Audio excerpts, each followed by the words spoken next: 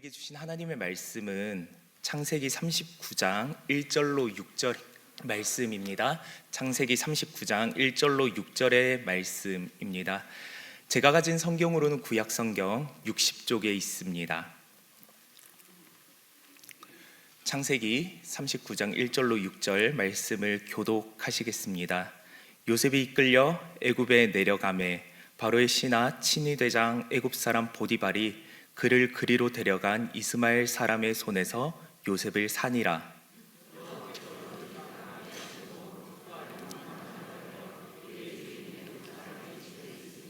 그의 주인이 여호와께서 그와 함께 하심을 보며 또 여호와께서 그의 범사에 형통하게 하심을 보았더라.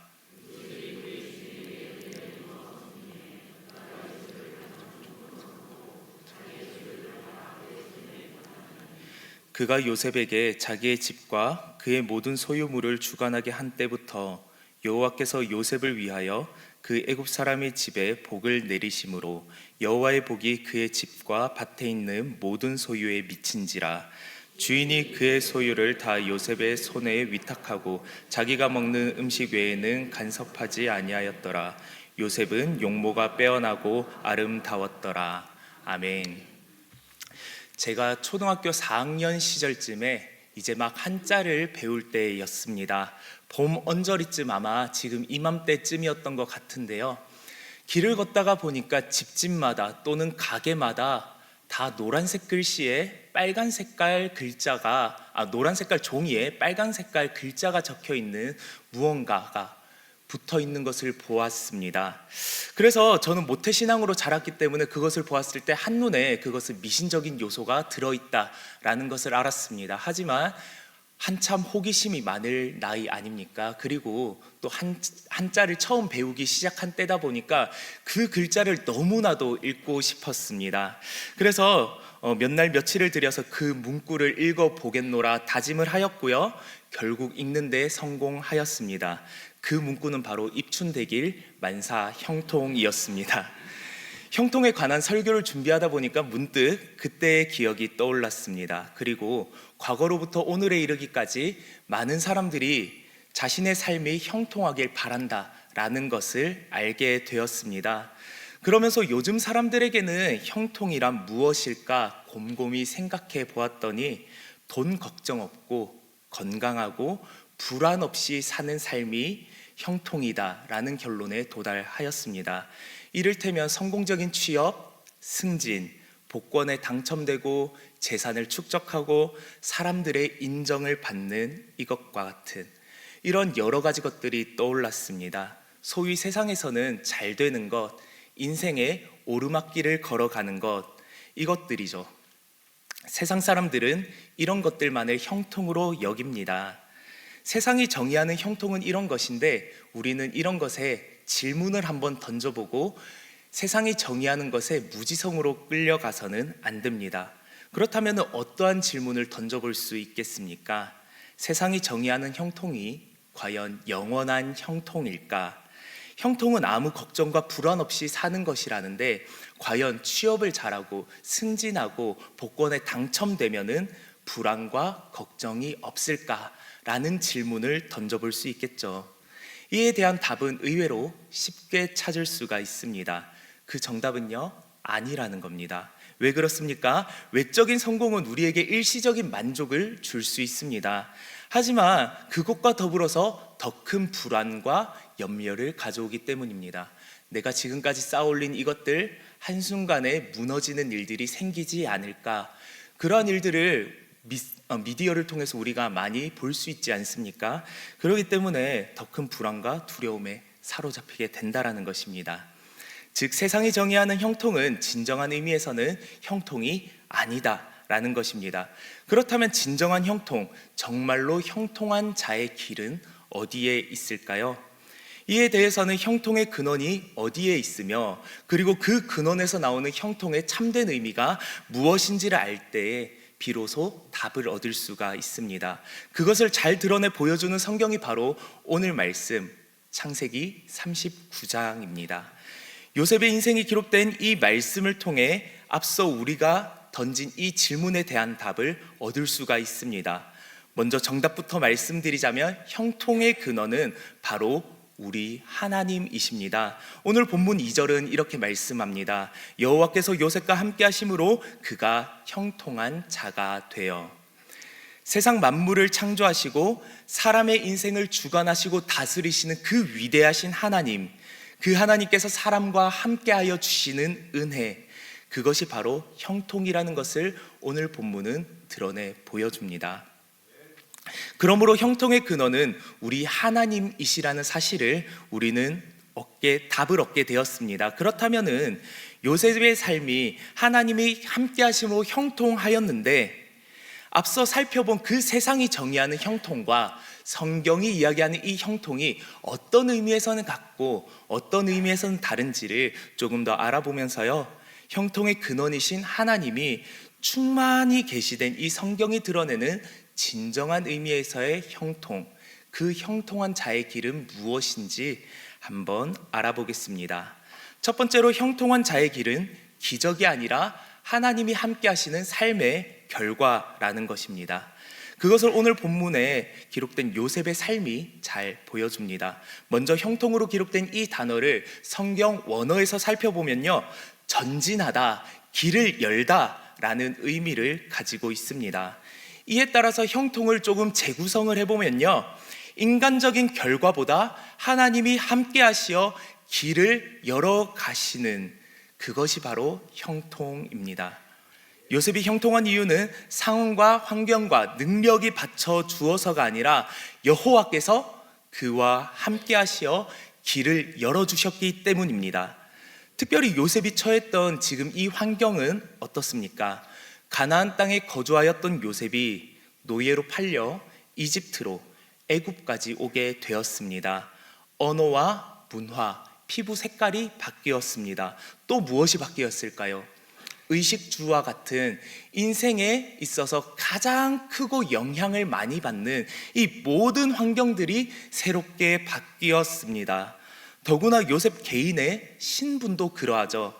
과거에 가나안 땅에 있을 때 요셉은 자유인이었습니다. 하지만 이제는 애굽 땅에 와서는 노예가 되었습니다.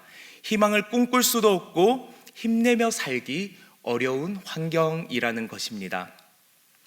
요셉의 상황은 형통을 입에 담기 어려운 상황입니다. 더욱이 집주인인 이 보디발은 어떠한 사람입니까? 보디발이라는 이 뜻은요, 이집트에서 가장 강한 신인 태양신 라가 다스리는 자, 그런 뜻을 가지고 있습니다. 다시 말해 보디발은요, 당시 이방 세계에서 가장 강력한 신이 이 사람을 붙들어주는 사람이다 라는 의미이죠. 일평생 이 태양신 라의 가호 아래에서 바로의 친위 대장의 자리까지 올라온 그 보디발의 집에 지금 요셉이 있게 되었습니다. 만약에 우리가 이러한 상황에 있다라고 한다면은 우리가 기대할 수 있는 형통은 무엇이겠습니까? 노예제도, 노예 신분에서 벗어나는 것이죠. 하루아침에 천지가 개벽하여서 노예제도가 폐지되어 가지고 다시 한번 요셉이 가나안 땅으로 돌아갔더라. 아니면 천지가 개벽하고 천재지변이 일어나서 집이 무너져서 온 애굽 땅이 혼란한 틈을 타서 요셉이 그 집에 있는 많은 재산을 가지고 다시 한번 가나안 땅으로 돌아갔더라. 아니면요, 갑자기 요셉에게 하나님의 영이 충만하게 임하니까 요셉에게 없던 강력한 능력이 나타나서 요셉이 그 힘을 가지고 애굽의 온 바로의 군대를 무너뜨리고 가나안 땅으로 돌아가서 자신을 팔았던 형들에게 꿀밤을 한 대씩 쥐어 놓았더라. 얼마나 사이다 결말입니까? 이쯤 돼야 우리가 형통하다, 하나님이 함께 하시는 삶이다, 이렇게 말할 수 있지 않겠습니까? 그러나 성경은 형통한 자의 길을, 하나님이 함께 하시는 삶을 그런 식으로 이야기하지 않습니다. 그럼 어떻게 말을 하고 있습니까? 하나님의 형통은 주어진 그 자리에서 개인에게 부여하신 성품과 기질을 통해서 나타난다 라고 본문은 기록하고 있습니다. 하나님이 함께 하신다라고 해서 요셉에게 주어진 환경이 바뀐 것이 아닙니다. 또한 요셉 개인이 가진 어떠한 기량과 성품과 기질이 달라진 것도 아니었죠. 그럼 무엇이 바뀌었습니까? 결정적으로 달라진 것이 딱 하나가 있습니다. 그것은 바로 하나님이 요셉과 함께 하시니 하나님의 복이 요셉의 삶을 통해서 드러나니 그것을 두 눈으로 목격한 보디발이라는 이방인의 세계관이 흔들리기 시작했다라는 것입니다. 일평생 태양신 라의 보호 아래에서 형통한 삶을 살아온 줄만 알았던 이 보디발이 요셉을 통해서 여호와 하나님의 살아계신가 그분의 형통하심을 눈으로 목격하였습니다. 그것을 본 보디발은 자신이 믿던 신의 세계는 잠깐 접어두고 요셉 안에 함께 하시는 하나님의 그 손길, 하나님의 형통하심을 인정하였습니다. 그러고는 마침내 온 집안의 재산을 그의 손에 맡기는 아주 큰 결단을 하였다는 것입니다. 이것이 바로 하나님이 함께 하시는 형통한 자의 길입니다. 형통이란 눈앞의 상황이 뒤집어지는 그런 역전의 결과, 기적이 아니라요, 어떠한 상황과 환경이 있을지라도 하나님께서 함께 하시어 한 사람의 일상 속에서 그분의 임재가 드러나는 것, 그것을 통해 주변 사람들의 시선과 마음이 흔들리는 하나님의 역사, 그것이 바로 형통입니다. 그렇게 보디발은 요셉을 자기의 집의 가정 총무로 삼아서 온 집안의 재산을 그의 손에 위탁하였습니다. 그랬더니 하나님의 복이 요셉을 통해서 그 온 집에 흘러가게 되어서 그 집이 하나님의 복을 받게 되었다는 것, 이것이 바로 성경이 드러내는 형통입니다.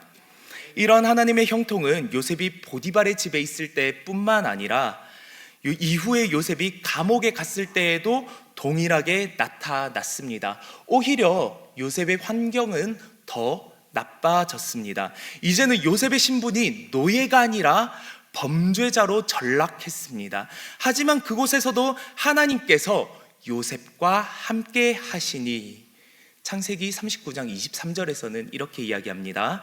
간수장은 그의 손에 맡긴 것을 무엇이든지 살펴보지 아니하였으니 이는 여호와께서 요셉과 함께 하심이라. 여호와께서 그를 범사에 형통하게 하셨더라.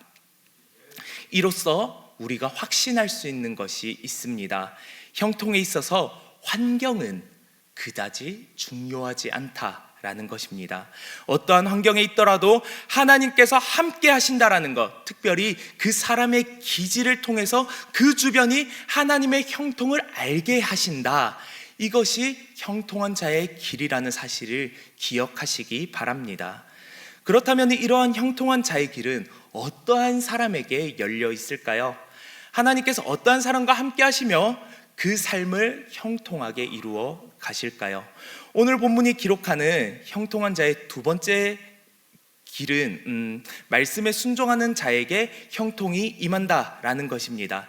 읽기로는 우리가 1절부터 6절의 말씀까지 읽었지만 앞서 형통을 이해하기 위해서 39장 전장을 살펴보았듯이 오늘 이에 대해서도 이후의 문맥을 조금 살펴보아야 합니다. 요셉과 보디발의 아내의 이야기이죠. 읽은 6절 말씀 말미에는 특별히 이런 말씀이 기록되어 있습니다. 요셉의 용모가 빼어나고 아름다웠더라. 이 대목은요, 다음 이야기로 넘어가는 교두보 역할을 합니다. 이어지는 다음 대목에서 요셉은 인생 일대의 시련을 마주합니다. 그것은 바로 집주인의 아내 보디발의 아내가 지속적으로 요셉에게 잠자리를 요구하였던 것입니다. 오늘날로서는 이런 회개망측한 일이 다 있을 수가 없죠. 하지만 당시 사회 문화 안에서는 이러한 모습이 결코 낯선 모습이 아니었다는 것입니다. 고대의 이집트 사회에서는 신분 제도가 위계 중심의 사회였습니다. 신분 구조의 사회였고 위계 중심의 사회였습니다. 즉 주인과 노예 사이에는 절대적인 상하 관계가 존재하였다는 것입니다. 더욱이 이러한 사회에서 노예라고 함은 자신의 몸을 주장할 수 있는 권리가 없었고요, 특별히 자신을 지킬 수 있는 그런 힘조차도 없는 존재였습니다. 노예는 곧 주인의 소유물, 그 정도로만 여겨졌다는 것이죠. 그런데 더 놀라운 것은 이러한 고대 이집트 사회에서 남성 노예는 여주인의 소유물로 간주되었다는 것입니다. 그러기에 여주인이 노예에게 성적으로 접근하는 이런 것은 비정상적인 접근이 아니라 오히려 자신의 지배력을 표현하는 한 가지의 모습으로 이해되었습니다. 이러한 모습은 비단 이집트뿐만 아니라요, 고대 근동 메소포타미아 주변 지역에서도 아주 자연스러운 모습이었습니다. 이러한 맥락 안에서 보디발의 아내 역시도 자신의 권력을 주장하기 위하여 요셉에게 잠자리를 요구하였는데요, 이러한 요구에 대하여 요셉의 반응은 아주 단호하였습니다. 8절과 9절 말씀에는 요셉이 이 여자의 제안을 거절한 내용이 기록되어 있는데요, 이 내용을 통하여 우리는 요셉이 가진 신앙관을 알 수 있습니다. 먼저 요셉은 그 여자와 동침하는 것이 하나님 앞에 죄임을 명확하게 하고 있습니다. 죄의 유혹 앞에서 요셉은 그 상황을 개인의 문제를 넘어서 하나님 앞에서의 문제로 인식하였다라는 것입니다.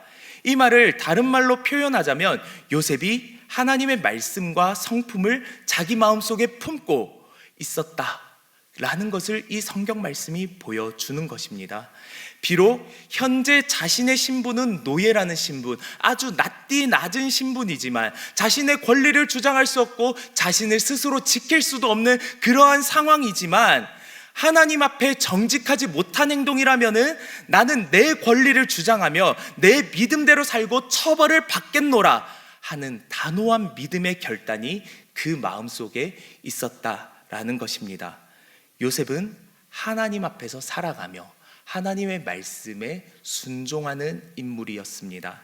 하지만 그럼에도 안주인의 요구는 그칠 줄을 몰랐습니다. 10절에는 여인이 날마다 요셉을 찾아와서 잠자리를 청하였으나 요셉이 그 요청을 거부하는 내용들이 기록되어 있고요, 또한 그러한 상황을 마주하지 않으려고 이 여인과 함께 있으려는 모든 상황을 피하였다라고 성경은 기록합니다. 죄가 머무는 그 자리를 요셉은 의도적으로 피한 것입니다. 그런데 이후에 이제 사건이 벌어졌습니다. 요셉이 일을 하러 집에 들어왔는데요, 그날따라 유독 집에서 일하는 모든 사람이 없었던 것입니다. 요셉이 일을 해야 되는데 집에는 요셉과 단 한 사람이 더 있었습니다. 그 사람은 바로 보디발의 아내였습니다. 이제는 이 여자가 더욱더 과감해졌습니다. 요셉의 옷자락을 붙잡고 동침을 요구하였던 것이죠. 지속적으로 죄의 유혹이 요셉을 찾아왔습니다. 그러나 요셉은 이 죄에 대하여 끝까지 타협하지 않고 한결같은 자세를 취하였습니다. 하나님 말씀에 순종하는 것이 인생에서 가장 중요한 부분이었기 때문입니다. 그래서 눈앞까지 찾아온 그 죄를 피하기 위해서 입고 있었던 자기의 옷을 벗어 던지면서까지 그 자리를 피하여 도망하였습니다. 그로 인해서 요셉의 처지는 더 나빠졌습니다. 이 벗어 던졌던 그 옷이 증거가 되어서 누명을 쓰고 요셉은 감옥에 갇히게 되었습니다. 그의 신분은 이제 노예에서 범죄자가 되었습니다. 하지만 성경은 감옥에 있으나 하나님이 함께 하신 요셉의 그 인생은 형통하였더라, 이렇게 분명하게 기록합니다. 하나님의 형통은 말씀에 순종하는 삶 가운데 임한다라는 것을 요셉의 이 이야기가 잘 알려주고 있습니다. 이것은 비단 창세기에 있는 이 요셉의 이야기뿐만 아니라 시야를 더욱 넓혀서 다른 성경에서도 한번 찾아볼 수 있는데요, 여호수아 1장 8절에는 이렇게 기록하고 있습니다. 이 율법책을 내 입에서 떠나지 말게 하며 주야로 그것을 묵상하여 그 안에 기록된 대로 다 지켜 행하라. 그리하면 내 길이 평탄하게 될 것이며 내가 형통하리라. 아멘.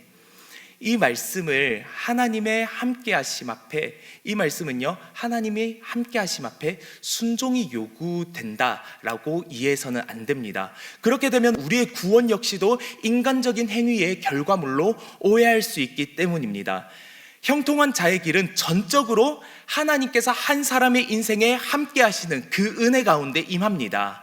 하지만 그 형통이 임하는 통로가 무엇이냐, 우리가 하나님의 형통을 어떻게 인식할 수 있냐라고 할 때 그분의 말씀을 묵상하고 읽고 적극적으로 그 말씀에 반응하며 순종할 때에 그것을 우리는 알 수 있다라는 것입니다. 말씀을 읽고 순종할 때에 우리는 하나님의 말씀을 알고 하나님의 선하시고 기뻐하시고 온전하신 뜻이 무엇인지 분별할 수 있습니다. 이 일을 위해서 우리는 하나님을 아는 것에 자라기를 힘쓰고 특별히 그렇게 살아내는 사람이 되어야 합니다. 그렇게 걷기로 작정할 때 하나님은 우리의 걸음보다 앞서 가시어서 길을 열어 가시며 우리의 삶을 형통하게 하십니다. 우리는 그 하나님 안에서 평안을 누릴 수가 있습니다. 이렇게까지 말씀을 드리고 나면은 마음 한켠이 조금 불편하신 분들이 계실지 모르겠습니다. 그렇다면은 성경이 요구하는 형통은 이 세상에서는 잘 되지 말라, 그렇게 이야기를 하는 것인가, 이렇게 생각하시는 분들이 계실지도 모르겠습니다. 하지만 그것은 오해입니다. 성경 인물들 가운데에서도 하나님을 잘 섬김으로 말미암아 하나님께서 그의 소유를 더하셨다라는 내용들이 여러 군데 많이 기록되어 있습니다. 그러한 형통, 하나님께서 우리의 삶 가운데 허락하신다라면 감사함으로 우리가 받아들일 수 있습니다. 하지만 그것이 형통의 전부가 아니라는 것과 형통의 본질이 무엇인지를 성경을 통해 다시금 짚고 넘어가는 작업들을 오늘 말씀을 통해 지금 전해드리고 있습니다. 사랑하는 꿈꾸는 교회 성도 여러분, 하나님이 함께 하시는 우리의 삶은 이미 형통한 삶입니다. 물론 저는요, 여러분이 등에 짊어진 삶의 무게와 그 깊이를 다 이해할 수는 없습니다. 분명 제가 생각했던 것보다 여러분들은 더 힘든 삶, 치열한 삶을 살아내실 것입니다. 때로는 당장의 내일의 삶이 걱정되어서 내일이 오지 않았으면 하는 그러한 마음을 가지신 분들도 분명 계실 겁니다. 그런데 기억하실 것은 이러한 마음이 드는 그 순간에도 하나님은 우리와 함께 계신다라는 것입니다. 요셉이 자유인에서 노예로, 노예에서 범죄자가 되는 인생의 힘겹고 어려운 순간에도 하나님은 그와 함께 하셨기 때문입니다. 상황이 드라마틱하게 바뀌지 않고 기적이 그 인생을 뒤바꾸어 놓지는 않았지만 매일매일 함께 하신 하나님의 복과 은혜가 그의 삶을 인도하시고 그의 삶을 형통하게 만들어 가셨다라는 것입니다. 그것을요, 요셉 개인만 느낀 게 아니라 그 주변에 있는 사람들도 함께 보고 느꼈다라는 것입니다. 눈물 골짜기 같은 인생, 나 홀로 남겨진 것 같은 이 요셉의 인생을 붙드시고 인도하시는 그 하나님은 지금도 살아 역사하셔서 우리의 삶을 동일하게 붙드시고 계십니다. 그분은 결코 우리를 놓지 않으십니다. 그 하나님을 우리가 어떻게 인식할 수 있을까요? 하나님의 말씀을 읽고 묵상하며 하나님의 말씀에 기록된 대로 다 지켜 행함으로, 즉 하나님을 아는 것에 지식과 삶이 자라남으로 우리는 그것들을 느낄 수 있습니다. 그럴 때 하나님이 나를 붙드시고 계시다라는 사실을 알고 그분의 능하신 손과 펴신 팔에 우리의 삶을 전적으로 맡겨드릴 수 있습니다. 이 사실을 굳게 믿고 걷는다라면 우리의 인생길이 오르막에 있건 내리막에 있건 환경이 어떠하든 간에 그곳이 바로 형통한 자리입니다. 그곳이 바로 형통한 자의 길 위입니다. 그러므로 사랑하는 성도 여러분, 하나님의 함께 하심을 날마다 인식하며 형통한 자의 그 길을 걷기 위해서 말씀과 기도의 자리에 힘쓰시는 여러분 되시기를 축복합니다. 주일 예배, 매일 새벽 기도회, 그리고 수요 금요 기도회, 그리고 각 꿈터 모임들, 교회가 정한 이 시간들이 있지 않습니까? 하나님께서 우리와 함께 하시겠다라는 그 약속이 선포되고 그 약속을 우리 삶에 임재하시고 우리 삶을 형통하게 하신 그 하나님을 서로가 나누는 그 시간들이 바로 이 시간들 아닙니까? 교회가 정한 이 시간에 함께 참석하시고 힘써 참석하셔서 약속의 말씀을 듣고 서로가 교제하시면서 하나님이 함께 하시는 하나님의 은혜를 되새기는 그러한 자리에 힘써 참석하시는 여러분 되시기를 바랍니다. 말씀드린 것처럼 그렇게 한다고 해서 당장에 우리의 삶과 환경이 드라마틱하게 변하지는 않을 것입니다. 우리의 개인의 성품과 기질이 기적과 같이 변하지는 않을 것입니다. 그럼에도 매일매일 함께 하시는 하나님의 은혜와 하나님의 임재 앞에 잠잠히 그분의 뜻과 계획하심에 따라 우리가 살아갈 수 있다는 것을 저는 확신합니다. 오늘 이 말씀을 듣는 이 자리에서 여러분들 마음속에 도전과 결단이 있기를 바랍니다. 이번 한 주 함께 하시는 하나님 안에서 형통한 자의 길을 걸어가시는 꿈꾸는 교회 모든 성도님들 되시기를 예수님의 이름으로 축복합니다. 이 시간 우리 결단 찬양으로 나아가시겠습니다. 우리 삶에 임재하시는 하나님, 우리 삶에 함께 하셔서 우리를 형통한 자의 길로 인도하시는 그 하나님 앞에 우리가 어떠한 삶의 권리를 주장하는 것이 아니라 임재하신 하나님 앞에 우리가 잠잠히 나아가게 하여 주시옵소서. 우리 삶에 역사하신 하나님을 우리가 느낄 수 있도록 도와주시옵소서. 찬양하며 나아가시겠습니다. 주의 임재 앞에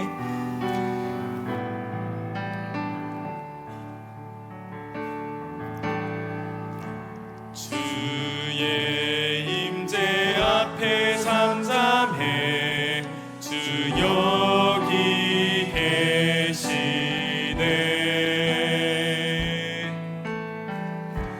와서 모두 굽혀 경배해 신령과 진리로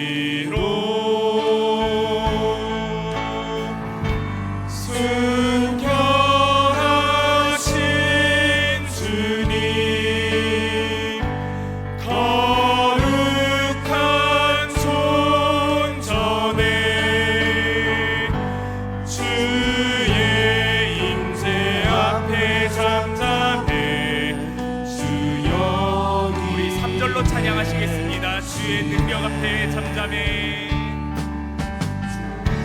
주의 능력 앞에 잠잠해. 주 역사하시네.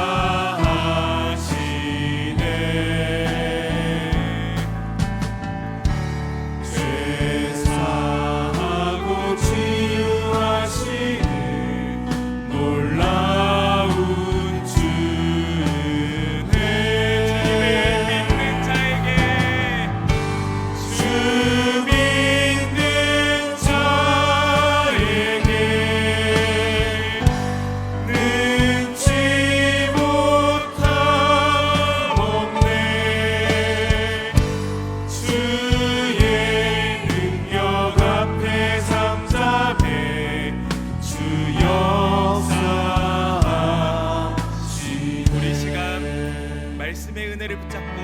기도하며 나아가기를 원합니다.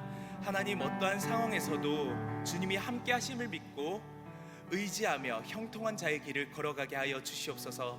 삶의 환경이나 나의 능력이 아니라 하나님이 함께 하심이 나의 삶의 진정한 형통임을 믿고 깨닫게 하시며, 우리 인생에서 낙심되거나 좌절되는 일이 참 많지만 하나님의 임재를 함께 하심을 인식하고 하나님만을 신뢰함으로 형통한 자의 길을 걸어가게 하시옵소서. 이렇게 기도하시고요, 두 번째로는 주의 말씀을 사랑하고 순종함으로 함께 하시는 하나님을 인식하며 주님 주시는 형통을 우리가 매일의 삶 가운데 누리게 하여 주시옵소서. 세상적인 성공이 아니라 주님의 말씀에 순종하여서 하나님이 인정하시는 형통의 길을 걸어가게 해달라고, 말씀의 자리와 기도의 자리를 늘 사모하면서 실제 삶 속에서 말씀을 따라가는 우리의 삶이 되게 해달라고 이 시간 받은 말씀의 은혜를 따라 통성으로 함께 기도하시겠습니다. 오, 은혜가 풍성하신 하나님 아버지, 이 시간 말씀을 통하여 하나님의 은혜를 풍성하게 공급하여 주시니 감사합니다. 하나님 아버지, 우리의 인생을 되돌아보면은 참으로 눈물골짜기를 지나갈 때와 참 슬플 때가, 낙심될 때가 참으로 많았습니다. 그럴 때 우리가 삶을 되짚어보면서 하나님, 내 인생에 이러할 때에 하나님은 어디에 계셨습니까? 라고 불평과 원망할 때도 있었습니다. 그러나 오늘 요셉의 말씀을 보니까 요셉의 삶의 가장 낮은 자리에, 그 자리에도 하나님은 함께 하셨고 그러한 요셉의 걸음을 인도하시며 형통하게 하셨더라. 우리는 말씀을 들었습니다. 하나님 아버지, 그렇습니다. 우리가 슬프고 괴롭고 힘들고 낙심되고 좌절되었던 그 환경에서 우리는 인식하지 못하였지만 하나님이 우리와 함께 계셨습니다.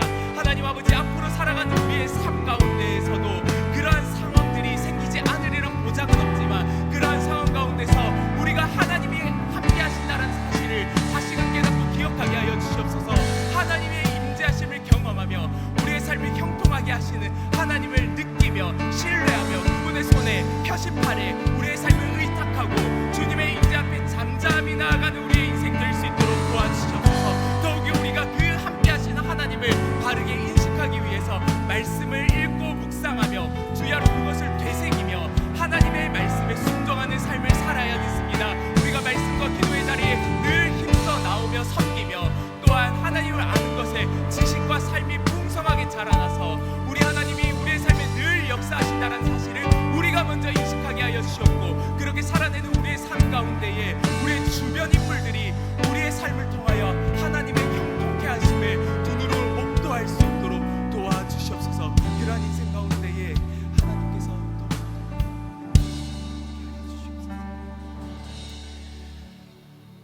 우리와 함께 하시는 아버지 하나님, 하나님께서 우리의 삶에 함께 하심으로 말미암아 우리의 삶이 형통할 수 있다라는 그 사실을 오늘 말씀을 통해 깨닫게 하시니 감사합니다. 하나님 아버지, 이 세상을 살아가면서 아무리 많은 재산을 얻고 인생의 오르막길을 걷고 있는다 할지라도 그곳에 하나님이 계시지 않으면, 하나님이 함께 하시지 않는다면 그곳은 결코 형통한 자리가 아니라는 것. 반대로 인생에 아무리 내리막길에 있고 낮은 자리에 있고 슬픔과 좌절과 원망 가운데 있지만 그곳에 하나님이 함께 하신다라면 그곳이 바로 형통한 자의 길임을 오늘 말씀을 통해 알게 되었습니다. 지난 요셉의 삶에 그렇게 함께 하셨던 하나님이 오늘날에도 살아 역사하시며 우리의 삶에도 동일하게 임재하시는 줄로 믿습니다. 하나님 아버지, 그러한 하나님을 우리가 바르게 인식하기 위해서는 하나님의 말씀 안에 늘 거하며 말씀과 기도의 자리를 사모하며 또한 그 말씀을 우리의 삶으로 살아내야 하는 줄로 믿습니다. 하나님 아버지, 매일의 삶에 우리와 함께 하신 하나님을 우리가 먼저 인식하게 하시었고 우리가 먼저 그 하나님께 우리의 삶을 의탁하도록 도와주시옵소서. 그러므로 말미암아 우리의 삶에 충만히 역사하시며 우리의 삶의 길을 열어가시며 형통케 하시는 그 하나님 앞에 잠잠하며 하나님의 역사를 더욱더 기대하고 의지하며 나아가게 하시옵고, 그러할 때에 하나님의 복이 우리를 통하여 우리가 속한 공동체에 흘러가게 되는 줄을 보게 하시옵소서. 우리뿐만 아니라 그 공동체에 속한 모든 이들이 보게 하여 주시옵소서. 우리의 가정이 보게 하시고 우리의 학교가, 직장이, 그리고 우리 교회가 함께 그것을 목도할 수 있도록 도와주시옵소서. 그러하면서 특별히 우리 교회가 함께 지어져 가는 교회로, 서로 형통케 하시는 하나님 안에서 교제하면서 그러한 교회로 세워져 갈 수 있도록 주님 역사하여 주시옵소서.